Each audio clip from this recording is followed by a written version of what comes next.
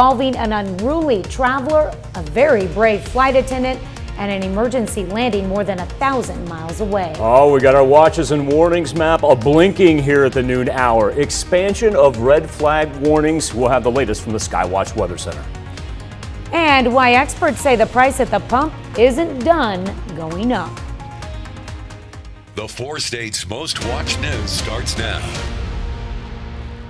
A commercial flight is forced to land in Kansas City because of an unruly passenger. This is KOAM News at Noon. I'm Tanya Bach. Topping our first 7 minutes, an American Airlines plane is diverted to Kansas City, Missouri, when a large unruly passenger allegedly tried to force open a door before he was subdued by a flight attendant with a coffee pot across the head, a punch to the jaw, and zip ties and duct tape. Yeah, he's trying to get in the cockpit for American 1775. According to the federal affidavit released yesterday, Sunday's arrest happened on American Airlines Flight 1775, which was headed from Los Angeles to Washington. The plane landed safely at Kansas City International Airport, and the suspect, 50-year-old Juan Rembrento Rivas, was taken into custody. Prosecutors charged Rivas Monday with 1 count of interference with the flight attendant. Well, the temperatures are quite nice today, but hold on to your hats. Michael Hayslip joins us with a first look at the forecast. Got locked out on the back porch of the station not once but twice from the metal door that slammed on me, and then took the chair that I had it propped open with, promptly removed the chair into the inside of the building and slammed once again. That's what happens when it's coming in 35 miles per hour. Tanya, I want to point out this blinking that we have on our watches and warnings map that we started the show with. Nothing to be alarmed about. Whenever you see that, it's an indicator that the National Weather Service has either issued a new warning, or in this case, it's an extension and expansion of a previously existing one. And those are the red flag warnings that we had from all the way through this morning. As far as our expansion goes, it's the eastern edge of southwest Missouri that's now part of it, and also too all of northeast Oklahoma minus Delaware County. Earlier this morning, those counties were left off as part of the Tulsa National Weather Service alert, but now they are a part of it as well because the wind 35 miles per hour. It'd be nice if we had leaves up there, get a real good idea about what it's like. And also too, extremely low humidity that has now dropped all the way down to 31% in Joplin. But at the same point, Tanya said it was delightful outside, and it is. If you fight through that wind, temperatures right now sitting from 59 being our low spot in Monette, all the way up to 64. Almost said 63. Caught that 64 out of the corner of my eye there in Chanute. Here's what we've got working wind-wise. Largest gust that we've recorded at Joplin Regional Airport so far, 35 miles per hour. Sustained winds in between, say 21 and 26. Now, we'll make it up into the mid-60s today, but I don't think it's too far in advance to talk about the cold front that we've got moving in. Now, it really doesn't start until we get to Wednesday night. We'll get a little precip Wednesday morning. Not much to write home about, more of the scattered variety. But then we really begin to pick up with thunderstorm activity, followed by freezing rain and even snow for early Thursday. Coming up here in just a little bit, Tanya, let's talk about the severe thunderstorm risk map because we do make a presence upon it. Also talk about our possible snow totals as we get ready for temperatures to drop down, wind chills, single digits. All right, a lot to talk about. Thanks, Michael.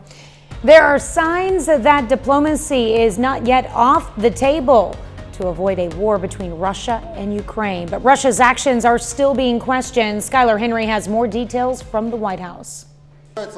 Russia's defense minister announced its forces near the border with Ukraine will march home as soon as its large-scale military exercises are over. It strains credulity to think that they would have this many troops arrayed along the border with Ukraine and in Belarus simply for winter exercises. The Russian military released this video. It says shows tank units heading home. And President Vladimir Putin told German Chancellor Olaf Scholz that he's ready to negotiate with NATO and the U.S. There are signs from Moscow that diplomacy should continue. This gives grounds for cautious optimism. But so far, we have not seen any sign of de-escalation on the ground. These satellite images show a deployment of a new helicopter squadron and soldiers to Belgorod, Russia, just 24 miles from the border with Ukraine. And a U.S. official tells CBS News that Russia has now moved rocket launchers and long-range artillery into firing positions. Secretary of State Antony Blinken spoke with his Russian counterpart today, and President Biden talked with French President Emmanuel Macron. But the U.S. believes a Russian attack is much more likely than its European allies do. The thing that causes the concern is the just mass array of forces around Ukraine, particularly in Belarus near Kyiv. There's still a good bit of difference between how the U.S. perceives that and the way, for example, our European allies do. Defense Secretary Lloyd Austin left Washington this morning to hold talks with NATO allies in Belgium. He'll also visit with U.S. troops deployed to Lithuania and Poland during his European trip. Skyler Henry, CBS News, the White House. The State Department issued two new travel warnings. The U.S. is now advising Americans to avoid travel to Belarus and Moldova. Both countries are friendly with Russia and could be used to launch attacks into Ukraine. Well, if Russia invades Ukraine, it could drive gas prices even higher. The price of oil is already above $90 a barrel, the highest it's been since 2014. Errol Barnett reports from Washington. Now, typically, we see gas prices dip at this time of year when it's colder and Americans are spending more time at home. But 2022 is different. Take a look at this. AAA reports that the national average of a price of gasoline jumped to $3.49 in the past week. That's 19 cents more than a month ago and nearly $1 more than a year ago. Now, the main cause of this recent increase is the high cost of crude oil. That is key here. According to the U.S. Energy Information Administration, more than half the cost of gas we pay is dependent on that price of oil. And Russia produces more than 1/10 of the world's oil supply, so any military action by Russia in Ukraine could certainly send the price of oil over $100 a barrel. Now, it's important to note that while the U.S. is not a major importer of Russian oil, if the global market value of a barrel jumps, certainly there'll be a domino effect and Americans will feel that here at the pump. So what happens overseas could certainly hit you in your wallet. Errol Barnett, CBS News, Washington. Washington Post is also reporting the White House and top Democratic lawmakers are considering a gas tax holiday.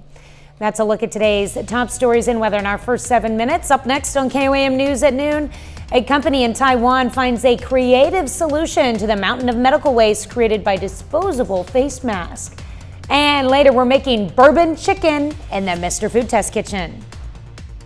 Disposable face masks have generated a mountain of medical waste during the COVID-19 pandemic. A company in Taiwan says it's found a smart solution by turning old masks into useful electronics. CBS's Tina Kraus shows us how they're doing it.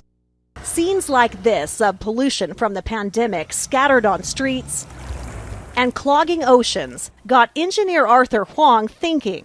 This can be a mask today. It can be completely something else tomorrow. His company, MiniWiz, is giving old face masks a new life, recycling them into wireless phone chargers. His name is Wally. Taking inspiration from Hollywood's Wall-E robot, who was left to clean up a dirty planet, Huang created Trashpresso, a solar-powered recycling machine aiming to do the same.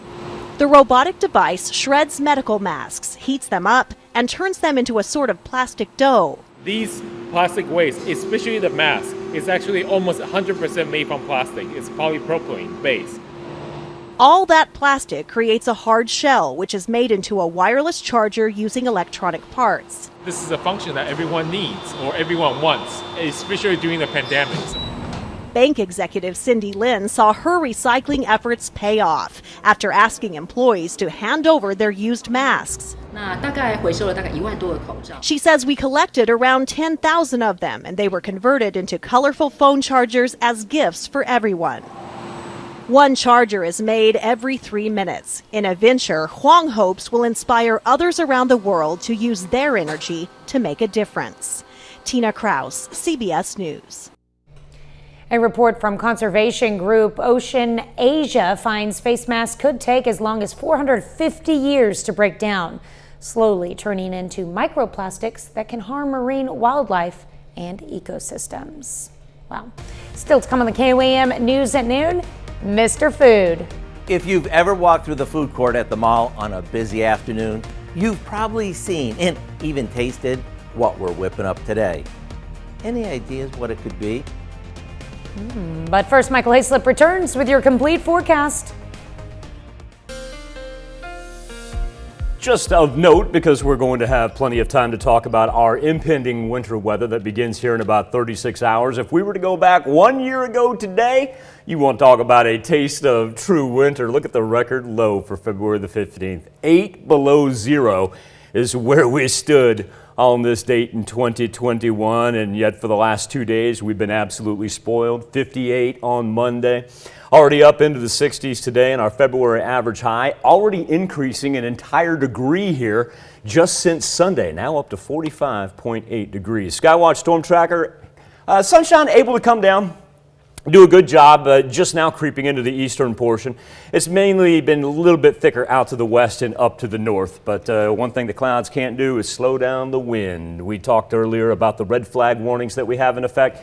Just as a quick primer and reminder, red flag warning, yeah, oftentimes we talk about the elevated fire concerns, but we're able to stay out of the actual color-coded variety. That is not the case for today. It's an indicator that humidity very, very low, winds very, very high, and warm weather has a factor to play in that as well. It means wildfires are going to spread very, very quickly. Look at that, last all the way from Arizona in the deep southwest, all the way up toward us and as far north as Nebraska. That's rather impressive. Let's come back home here, talk about how low our humidity is, just abnormally dry.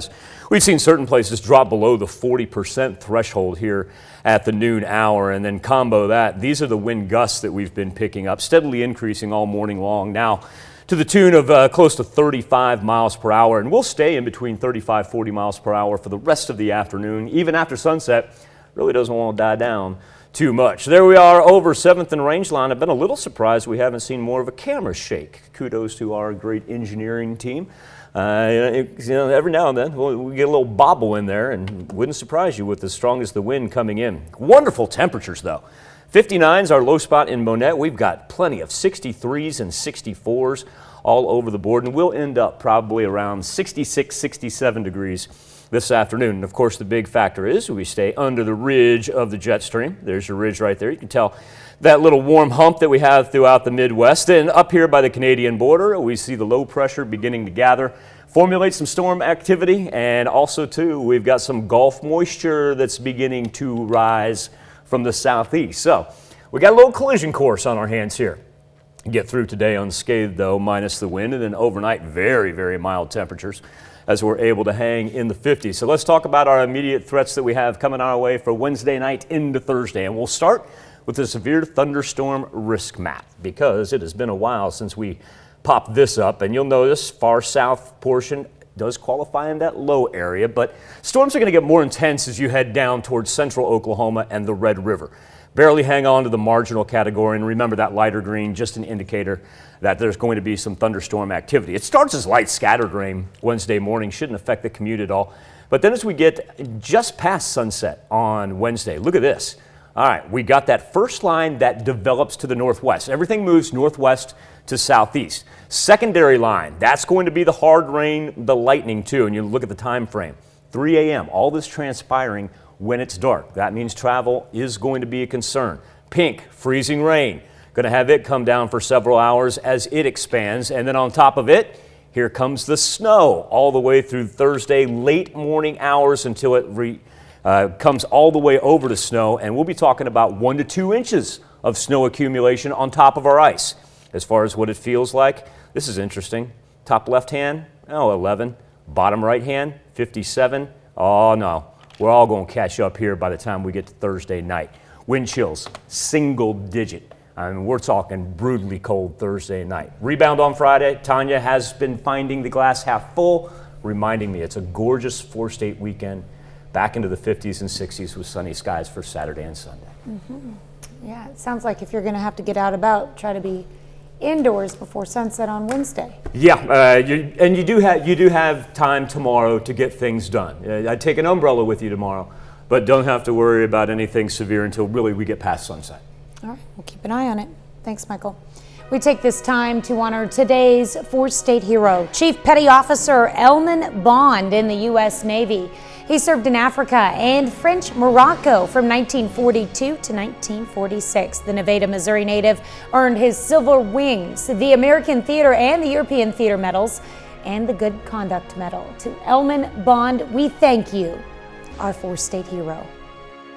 Bourbon chicken can be found on Chinese takeout menus and mall food courts across the country, but it actually gets its name from Bourbon Street in New Orleans.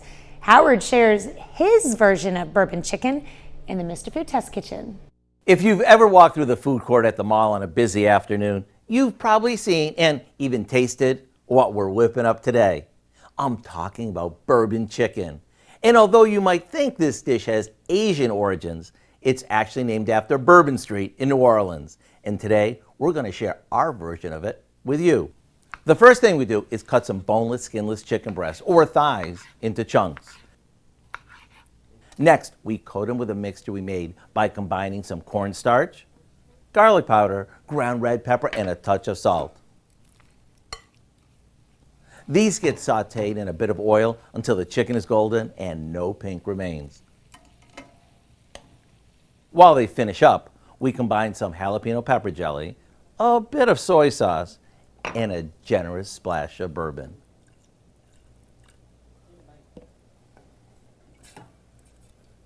Then we toss this flavor-packed sauce over the chicken, and there you have it, a dish that's just as good over rice, which gives it its Asian flair, or when served Mardi Gras style, with or without the beads. The recipe for our simple-to-make bourbon chicken is online now, so you can make it as soon as tonight. I'm Howard with Kelly in the Mr. Food Test Kitchen, where today we found a New Orleans-inspired way for you to say, ooh, it's so good. Well, you can find this recipe along with a lot more good food from the Mr. Food Test Kitchen online. Just go to our website at KOAMnewsnow.com. Here's a look at our four-state market prices.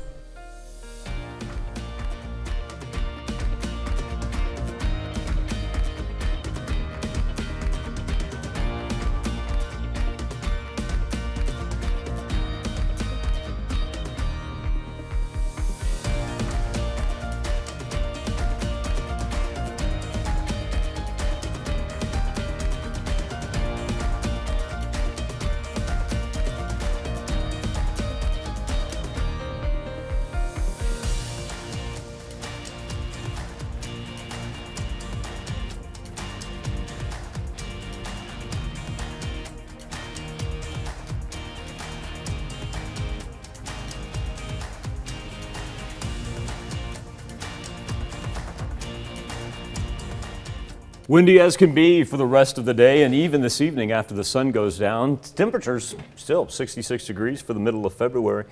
Get ready for the cold front. Just to reiterate our timeline, it'll kick in with thunderstorms that begin Wednesday night. Flip that over to freezing rain for Thursday morning. Follow that up with snow and temperatures plummeting down to the 20s.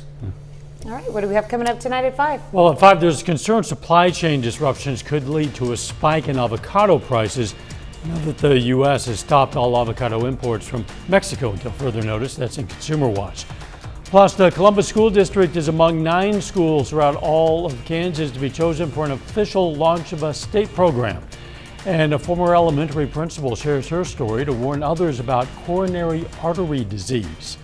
Hope you'll join us for those stories. A lot more, of course. It's coming up today on KOAM News at 5. All right, thank you, Dal. Thanks for joining us for KOAM News at noon. We'll see you right back here at 5 o'clock.